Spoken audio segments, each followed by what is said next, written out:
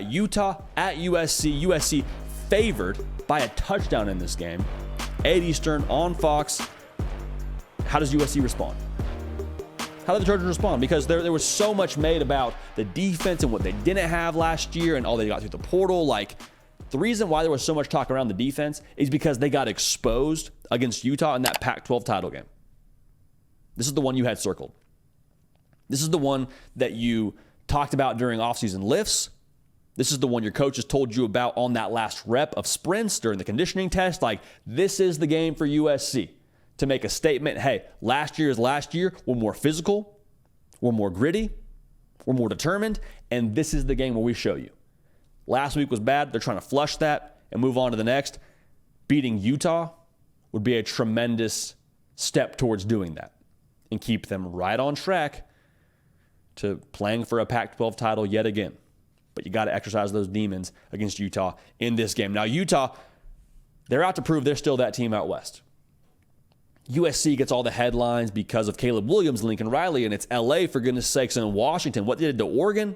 Michael Penix Jr. is very clearly the Heisman frontrunner. Just ask Vegas. I think Oregon is still one of the best teams on the Pac-12. Bo Nix, Dan Lanning, like, just the brand itself at Oregon carries a lot of weight. But Utah now, everyone's forgetting about Utah. Utah won the conference the last 2 years and did it pretty convincingly, might I add. I have no idea about Cam Rising. No idea. I don't think anybody has any idea. We were talking about Cam Rising maybe even being available against Florida, and then he didn't play against Florida, and we're going into week 8 now, and there's talk about him medically redshirting. There's some people in Utah circles that are optimistic that he plays in this game. We'll see. I'm going to go ahead and break this game down as if he's not playing, because that's been the way that it's gone to this point in the year. We'll throw in a couple of side notes here about Cam Rising, the way they impact this thing. But I mean, like, for me, the story of this game, the trench warfare between USC's offensive line and the Utah pass rush.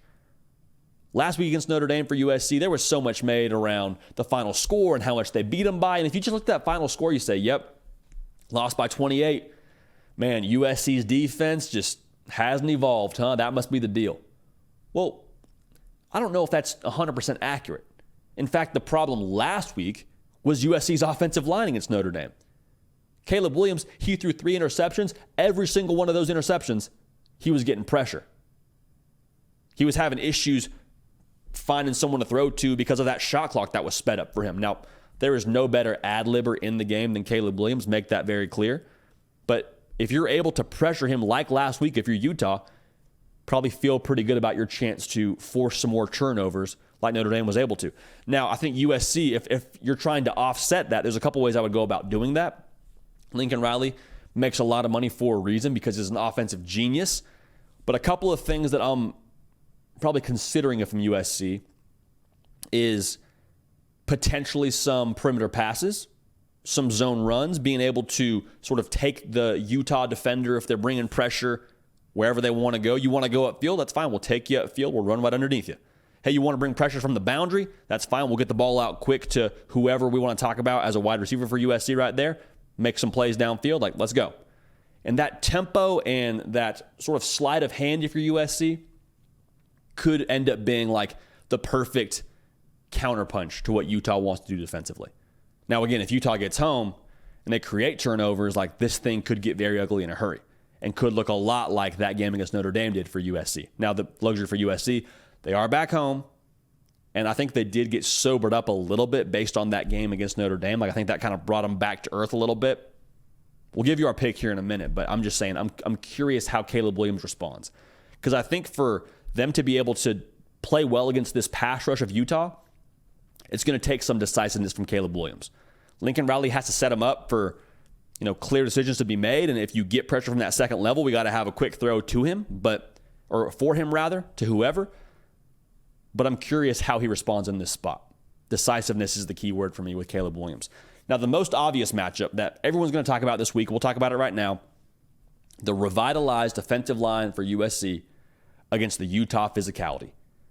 Now, if Cam Rising plays in this game, this becomes a little bit more interesting, because if you're able to be physical for Utah and you have Cam Rising, then you feel better about what you have once USC commits numbers to stopping the run. But even so, man, like last year's Pac-12 title game was an absolute clinic. It was embarrassing for USC. It was a conversation starter for everyone in college football around what USC wasn't defensively. I promise you, it was an eye-opening experience for everybody at USC. Say, hey, we got to get better on the defensive line. We got to have a better push. We cannot get bullied like this. If I'm Utah, I'm testing that 100%. I'm testing that early. I'm probably taking a few shots to soften up that front a little bit and then running the football as well. Like I'm trying that out a little bit. I'm seeing if we can't go back to the well yet again if I'm Utah. Now, again, the higher impact factor is if Cam Rising does play, because Bryson Barnes, he's been serviceable. He's not the game breaker that Cam Rising is. If Cam Rising plays, you wonder at what % he's at. But I'm just saying, if USC is able to get a push, kind of like we said last week against Notre Dame for USC, you're just able to make it a game. You give yourself a chance. You cannot win this football game if Utah gets to do plan A and just run the ball at will, like a battering ram. Has to be improvement from USC's defense in this spot. Sione Vaki is a safety turned running back, or I don't know if turned running back's the right way. Safety, then asked to play some running back this past week for Utah against Cal. Dude was balling. Over 100 yards rushing. You also got Jaquindon Jackson to worry about if you're USC in that running back room for Utah. They ran the Wildcat a fair amount, did Utah, last week. Keep an eye on how USC handles that. That's just tricky for a defense to work with because you get an extra blocker if you're Utah, and you also have some misdirection going more often than not because that running back playing quarterback probably has a read option to look at, and he's reading one of the defenders. Like, it just overall puts you at a disadvantage number-wise if you're USC. Going back to what we said, got to get a push. You want to solve all your problems running the football if you're USC, against or defending the run rather, stop the run. Has to happen if you're the Trojans. Now, it's going to be crucial for Utah in this spot to answer scores. Right now, they're averaging 20 points a game. If Cam Rising's playing, this conversation changes and you're probably scoring more than 20 a game. But the reality is at this point, you're not because he hasn't played.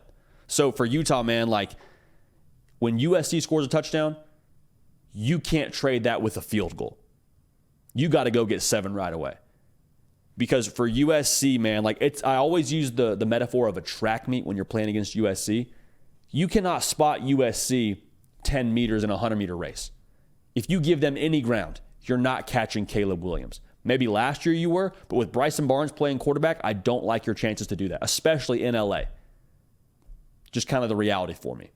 I think USC had their pressure bubble burst just a little bit last week.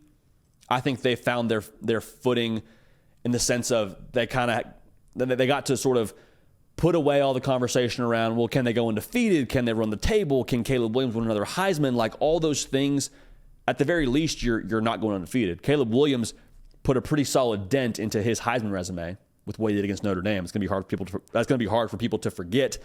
I think USC plays with an edge this game.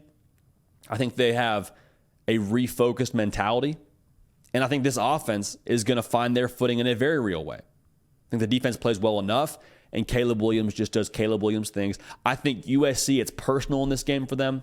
It might not be personal for Utah. It's personal for USC the way the last 2 games went against them. I think USC wins this game 31-24, and USC gets back on track, back to their winning ways, and I would not be surprised if we saw them play on a mission the rest of the way. Sometimes for teams, it just takes one loss to kind of snap them out of it, snap them out of this daze, or make them feel like they're not walking a tightrope anymore.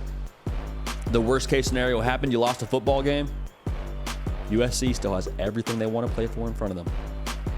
So that'll be fun to watch. We'll break it down, and we'll give you our thoughts there. Hey, y'all, thanks so much for watching. Subscribe to the channel here to make sure you don't miss an episode of The Hard Count. Also, be sure to check out other videos on the On3 YouTube channel.